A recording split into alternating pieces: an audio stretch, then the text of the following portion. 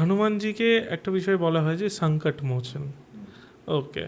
আর হনুমান চালিসায় আছে যে ভূত প্রেত পিশাচ নিকট নেহি আবে। তো তাহলে কি মানে এটা পুরাণ থেকেই মানা হয় যে ভূত প্রেতের জন্য একটাই ট্রিটমেন্ট, সেটা হচ্ছে হনুমানজি? আমি পঞ্চমুখী হনুমানের ক্ষেত্রেও বললাম যে সিংহমুখটি ভূত প্রেত সমস্ত ব্ল্যাক ম্যাজিককে রিমুভ করে। তো সেদিক থেকে আমি বলবো যে একমাত্র নয়, তবে আমরা যারা মন্ত্রশাস্ত্র বিষয়ে চর্চা করেন তারা জানবেন ভূত প্রেতাদি বাধার ক্ষেত্রে কিন্তু নৃসিংহদেবের প্রয়োগ খুব বিখ্যাত। আচ্ছা। পঞ্চমুখী হনুমানের ক্ষেত্রেও দেখুন সিংহমুখ থেকেই ভূত প্রেতের বাধা প্রশমনের কথা বলা হলো। সিংহমুখটি নৃসিংহমুখী। তো ফলে নৃসিংহদেব ভূত প্রেতাদি বাধার একটি অস্ত্র। পঞ্চবক্ত্র হনুমান মূর্তিতেও নৃসিংহদেব ভূত প্রেতাদি বাধারই প্রশমনের কারণ। তারপরে বলি যে হনুমানজি স্বয়ং তিনি নিজেও তার বানর রূপেও তিনি ভূত প্রেতাদি মায়াবীদের বাধা তিনি নির্মূল করেন। তার কারণ হচ্ছে আপনি দেখুন যে নিশাচরদের সঙ্গেই তো মূলত যুদ্ধ হয়েছিল। লঙ্কাকাণ্ডে রাবণের যে সেনা, সেই সেনার একটি মুখ্য অংশ মায়া সেনা, মায়াবী যোদ্ধা তারা। ইন্দ্রজিৎ পরম মায়াবী। ইন্দ্রজিৎ কথায় কথায় নিজেকে অদৃশ্য করে দিতে পারতেন। ইন্দ্রজিৎ নাকি মেঘের আড়াল থেকে যুদ্ধ করতেন। এই সমস্ত মায়া তার সঙ্গে কিন্তু হনুমানজি লড়াই করেছেন, তার প্রত্যক্ষ প্রমাণ আছে। কাজে হনুমানজি যে ভূত প্রেত অসুর পিশাচ এবং মায়াবীদের সঙ্গে যুদ্ধ করে বিজয়ী হন এবং তার ভক্তকেও রক্ষা করতে পারেন, এর প্রত্যক্ষ প্রমাণ আছে। কাজে সেদিক থেকে হনুমানজিকে এই কথা বলাই যায়। এবং এই কথাগুলো, এই জিনিসগুলো মানব জীবনের একটা সংকট, সেই সংকট থেকে তিনি তাকে উদ্ধার করেন, তাই তিনি সংকট মোচন। আবার দেখুন রাম লক্ষ্মণকে কাঁধে নিয়ে হনুমানজি সংকট মোচন মূর্তি আছে, কিন্তু রাম লক্ষ্মণ দুই কাঁধে বসে আছে। কেন?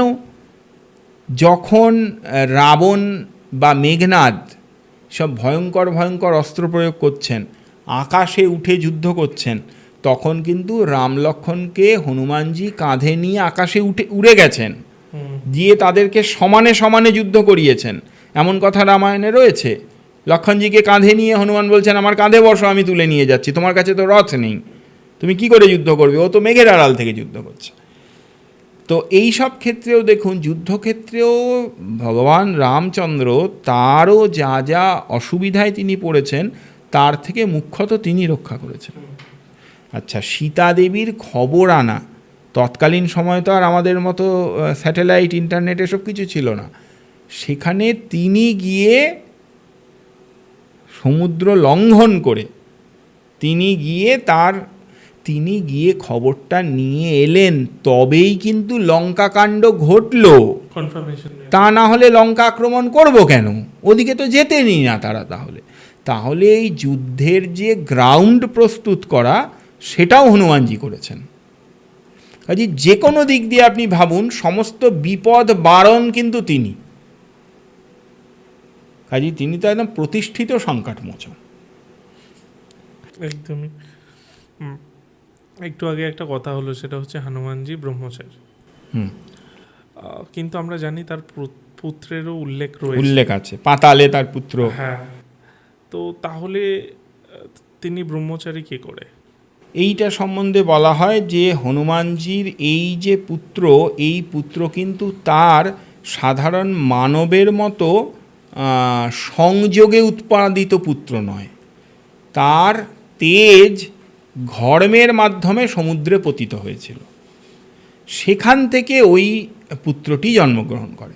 সেই জন্যে তার খবর কিন্তু হনুমানজি নিজেও জানতেন না। আচ্ছা। ফলে এটা ঠিক আমরা পুত্র বলতে সোজা বাংলায় সন্তান বলতে যা বুঝি, যে জৈবিক পদ্ধতি দ্বারা উৎপাদিত সন্তান, এটি কিন্তু তা নয়। এরম জৈবিক পদ্ধতিতে উৎপাদিত সন্তান নন তিনি, যার জন্য এতে হনুমানজির ব্রহ্মচর্যের কোনো ঘাটতি হচ্ছে না। আচ্ছা আচ্ছা, হনুমানজি 7 চিরঞ্জীবীর মধ্যে একজন। তাহলে শ্রী রামচন্দ্রের কাছ থেকে হনুমানজি কেন এই চিরঞ্জীবী হওয়ার বরদানটি পায়? এর যা গল্প আছে, কিন্তু আমার মনে হয় প্রথম কথা এর দুটো অপশান আছে। কেউ কেউ বলছেন যে প্রজাপতি ব্রহ্মার কাছে বর পেয়েছিলেন, ওই যে আবার সেই ফল খেতে যাওয়ার গল্প। সূর্যকে যখন খেতে গেলেন, তখন হনুমানজিকে যখন বজ্রাঘাত করা হলো, অজ্ঞান হয়ে গেলেন, তখন বায়ুদেব, উনি বায়ুপুত্র তো, বায়ুদেব তখন, বায়ু হচ্ছেন প্রাণকারক, এটা আমরাও জানি, বায়ু উপসংহার করেছিলেন। প্রাণ বায়ু উপসংহার করে নিলে, মানে বায়ু উপসংহার করে নিলে প্রাণবায়ুও থাকবে না। জগৎ যখন এরম যায় গোটা জগতের প্রাণ চলে যাচ্ছে, তখন প্রজাপতি ব্রহ্মা তিনি আবির্ভূত হন, তিনি বায়ুদেবকে রাজি করান যে এই বিষয়গুলো আবার উইথড্র করতে, যাতে জগতে বায়ু প্রবাহ ঠিক থাকে, তাতে সবার প্রাণ ফিরে আসে, এবং তিনি হনুমানজিকে অমরত্বের বর দেন। এটি একটি ভার্সান। আরেকটি ভার্সান হচ্ছে যে লঙ্কা বিজয় করে আসার পরে ভগবান রামচন্দ্র হনুমানের ভক্তিতে, তার সেবা ইত্যাদিতে সন্তুষ্ট হয়ে এই রকম বর এই জন্যে প্রদান করেছিলেন যে যাবৎ চন্দ্র সূর্য থাকবে, যাবৎ এই পৃথিবী থাকবে, ততদিন পর্যন্ত রাম নামের প্রচার প্রসারের জন্যে হনুমানজি জীবিত থাকবেন। ফলে হনুমানজি যে জীবিত আছেন, তিনি জীবিত আছেন কোনো রকম উপভোগ করার জন্য না, কিন্তু রাম ভক্তির প্রচার প্রসারে, রাম নামের প্রচার প্রসারে। এবং এই কথাও বলেন অনেকে, ভক্তেরা বলেন যে যেখানে যেখানে রামায়ণ পাঠ হয়, রাম কথা হয়, সেখানে সেখানে হনুমানজি কোনো না কোনো বিচিত্র বেশে উপস্থিত থাকেন, আচ্ছা, থেকে কথা শ্রবণ করেন। আচ্ছা, আমরা হনুমানজি নাম শুনতেই আমাদের মাথায় ফার্স্টে আসে রামায়ণ, কিন্তু যত সম্ভব মহাভারতেও তার দুবার উল্লেখ আছে। আর সেটা যদি বলেন। একবার ভীমের সঙ্গে, একবার অর্জুনের সঙ্গে। অর্জুন তীর্থ করতে বেরিয়েছিলেন, তীর্থ করতে বেরিয়ে যখন রামেশ্বর গেলেন, রামেশ্বর গিয়ে তার হনুমানজির সঙ্গে দেখা হয়। সেখানে তখন জগতের সর্বশ্রেষ্ঠ ধনুর্ধর অর্জুন। অর্জুন কিন্তু এটি অহংকার করে বলেছিলেন যে এত কষ্ট করে এই যে আপনাদের কাহিনী পড়েছি, যে নল নীল এত কষ্ট করে এই সমুদ্রের উপরে রাম সেতু নির্মাণ করেছিলেন, আমি থাকলে তো এক বাণে সমুদ্রকে বন্ধন করে সেতু নির্মাণ করে দিতে পারতাম, যার উপর দিয়ে আপনারা চলে যেতেন।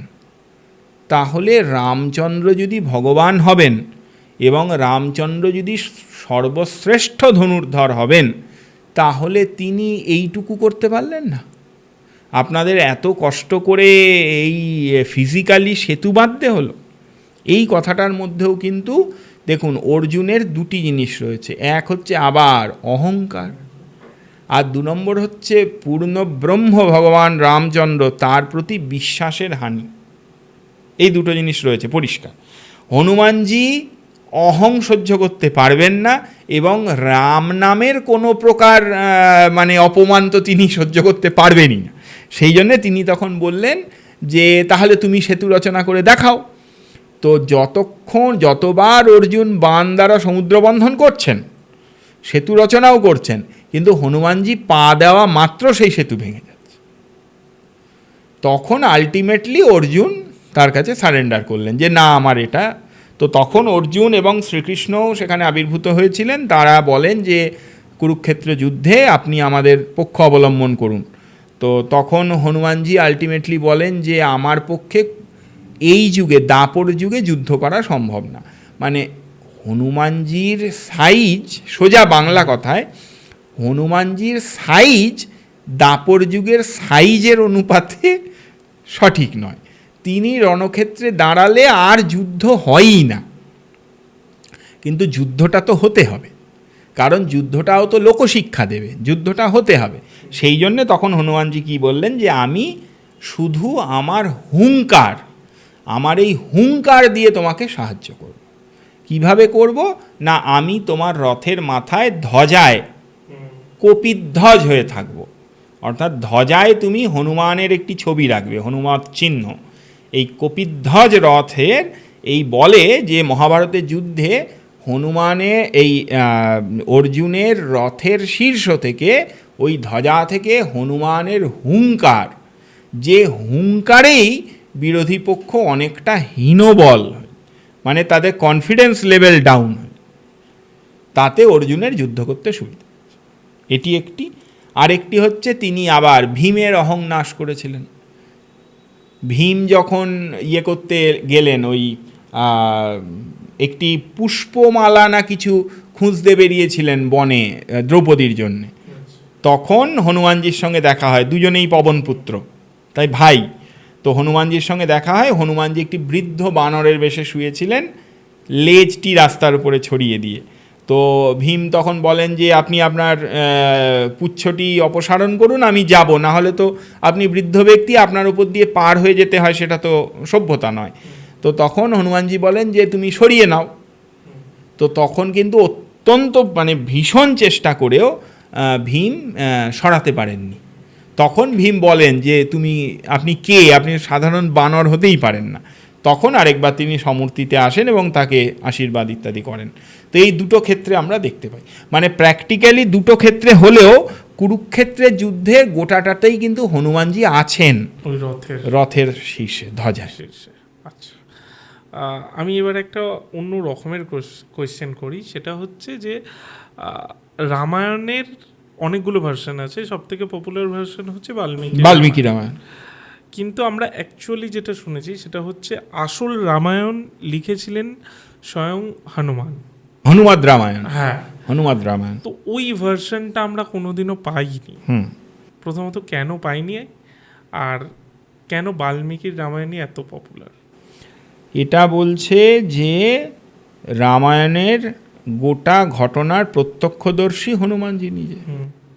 হনুমানজি যুদ্ধের পরে একটি শিলাখণ্ডের ওপর, যখন তিনি আবার সাধনা করতে চলে গেছেন এই সব ত্যাগ করে, একটি শিলাখণ্ডে, পর্বতের একটি শিলাখণ্ডের উপরে নিজের নখ দিয়ে রাম কথা লিখেছিলেন, রামায়ণের কথা, রাম কথা, রামের যশগাথা লিখেছিলেন, যেটি হনুমদ রামায়ণ। এরপরে বাল্মীকি যখন তার রচিত রামায়ণ হনুমানজির কাছে প্র্যাকটিক্যালি প্রুফ রিডিং করাতে আসেন, যে আপনি তো প্রত্যক্ষদর্শী, আপনি দেখুন, তখন বাল্মীকি এই হনুমদ রামায়ণটি পাঠ করেন। করে বাল্মীকি তখন বলেন যে আমি এত কষ্ট করে লিখলাম, কিন্তু আপনি তো প্রত্যক্ষদর্শী, স্বাভাবিকভাবেই আপনার লেখাটি আমার থেকে অনেক উৎকর্ষ হয়েছে। তো তাহলে আমি যে এত কষ্ট করে লিখলাম, আমার এই লেখাটা আর কেউ পড়বে না, কারণ আরও ভালো বেটার অপশান পেলে লোকে তো সেটাই। তো তখন হনুমানজির তো প্র্যাকটিক্যালি তার তো যশের প্রয়োজন নেই, তার আকাশ ছোঁয়া যশ এমনিতেই আছে। তো হনুমানজি বলে যে বাল্মীকিকে এবং ওই শিলাখণ্ডগুলি, এইগুলো কাঁধে নিয়ে সমুদ্রের ওপরে দিয়ে উড়ে গেছিলেন এবং ওই শিলাখণ্ডগুলো সমুদ্রে নিক্ষেপ করেছিলেন, এবং বাল্মীকিকে বলেছিলেন যে তোমার লেখা রামায়ণটি জগতে প্রসিদ্ধ। সেই জন্য আমরা হনুমদ রামায়ণ পাই না। এর আবার আরেকটা ভ্যারিয়েশন আছে, বলছে যে কালিদাসের আমলে কালিদাস নাকি হনুমদ রামায়ণ পেয়েছিলেন, এরম একটি কথাও কিন্তু পাওয়া যায়। কিন্তু যাই হোক, কমন এই কথাটা হচ্ছে যে এটা হনুমানজিরও এটাও একটা তার ভক্তের প্রতি কৃপা বা ত্যাগের কাহিনী, যে তিনি তার রচিত হনুমদ রামায়ণ বিসর্জিত করে দিয়েছিলেন। আমার প্রশ্ন প্রায় শেষ, আমি জাস্ট লাস্ট একটা র্যান্ডম কোয়েশ্চেন করছি এটা থেকে, যেটা হচ্ছে যে আমরা যেটা দেখি যে এই যে সিরিয়ালে বা বিভিন্ন সিনেমায় যে রামায়ণ দেখায়, বাল্মীকির রামায়ণ অনেকটাই নাকি আলাদা, যেখানে বাল্মীকির রামায়ণে নাকি ওই লক্ষ্মণ রেখা যেটা বলে সেটা নাকি ছিলই না। হ্যাঁ, সত্যিকারের বাল্মীকি রামায়ণ থেকে যদি আমরা রামায়ণের উৎপত্তি ভেবে নিই, তাহলে বাল্মীকি রামায়ণ থেকে যত রামায়ণ তৈরি হয়েছে আমি বলবো দেশে এবং বিদেশেও, আমরা তো বালিদ্বীপ ওই সমস্ত জায়গায়ও তো রামায়ণের ভার্সান পাই, হ্যাঁ, মণিপুর টনিপুরের দিকে রামায়ণের একটু অন্যরকম ভার্সান পাই, আমাদের বেঙ্গলে একটা ভার্সান রয়েছে, আবার রামচরিতমানস তুলসীদাসজির আরেক রকম ভার্সান রয়েছে। তো এই যে বিভিন্ন রকমের ভার্সান আমরা পাই, এই প্রত্যেকটা ভার্সানে কিন্তু কিছু অ্যাডিশন এবং ডিলিশন আছে। প্রত্যেকে দেখুন, একটা বড় জিনিস বলি, তুলসীদাসজি রামায়ণের একটা বড় পোর্শনকে কিন্তু অ্যাভয়েড করে গেলেন, সেটা হচ্ছে সীতার পাতাল প্রবেশ। তুলসীদাসজি তার ভক্তির চোখ দিয়ে রাম সীতাকে কিন্তু আর আলাদা করলেন না, তিনি রাম সীতা সিংহাসনে বসেছেন এখানেই শেষ করে দিলেন। তাহলে এটা একটা বড় জায়গা কিন্তু তিনি বাদ দিয়ে দিলেন। কেন দিলেন? না, রাম সীতাই থাক, আর যেন রাম সীতার বিচ্ছেদ না হয়, রাম সীতার মিলন দিয়ে রামায়ণ তিনি শেষ করে দিলেন। তো এই রকম অসংখ্য ভ্যারিয়েশন। ইভেন আমরা যে বঙ্গদেশে একটি কথা বলি না, কালিকা পুরাণ বা ইত্যাদি জায়গার থেকে আমরা যে রেফারেন্সগুলো পাই, যে রামচন্দ্রের দ্বারা সংগঠিত দুর্গাপূজা, যা আমাদের মেন জীবনের একটা বড়, আজকে তো সারা বছর ধরে দুর্গাপূজা হচ্ছে, একটা দুর্গাপূজার পরে আপনি পরের দুর্গাপূজার থিম দেখতে পান, পোস্টার পড়ে গেছে, আমি কালকেও দেখেছি পোস্টার পড়ে গেছে। তো এই যে বাঙালির দুর্গাপূজা, তাও কিসের ওপর দাঁড়িয়ে আছে? রামচন্দ্রের অকালবোধন। কিন্তু আপনি বাল্মীকি রামায়ণে রামচন্দ্রের অকালবোধন তো পাবেন না, অন্য জায়গায় রেফারেন্স পাবেন।